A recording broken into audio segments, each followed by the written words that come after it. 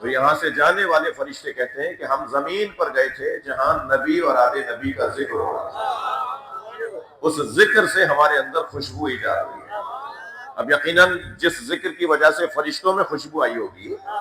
اس ذکر کی وجہ سے ہمارے اندر بھی تو خوشبو آئی ہوگی نا۔ اب یہ تو مسئلہ ہمارا ہے نا کہ ہماری ناک کی بد ہے،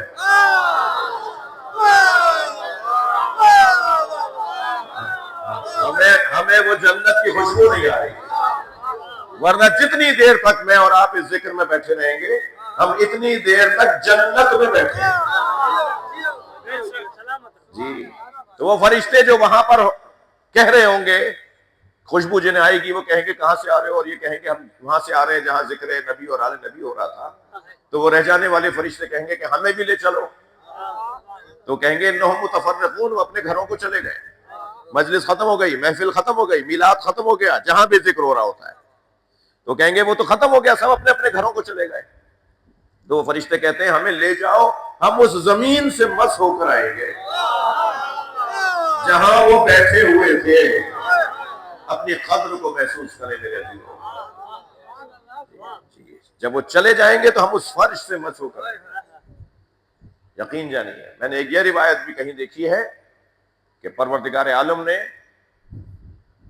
جب خانہ کعبہ کو خلق کیا تو جنت سے مٹی بھیجی تھی کعبے کو خلق کرنے کے لیے۔ سب سے پہلے اللہ نے جو گھر زمین پر بنایا، ان اول بیت وضع للناس الذی ببکۃ مبارکا وہدی للعالمین، جو قرآن ہے نا سورہ آل عمران، اللہ یہ اعلان فرما رہا ہے کہ سب سے پہلا گھر جو وضع للناس، لوگوں کے لیے بنایا گیا، سب سے پہلی تعمیر جو ہوئی ہے نا زمین پر، وہ خانہ کعبہ کی ہوئی ہے۔ جب فرشتے جنت سے مٹی لے کر آئے اور خانہ کعبہ کی تعمیر ہو گئی،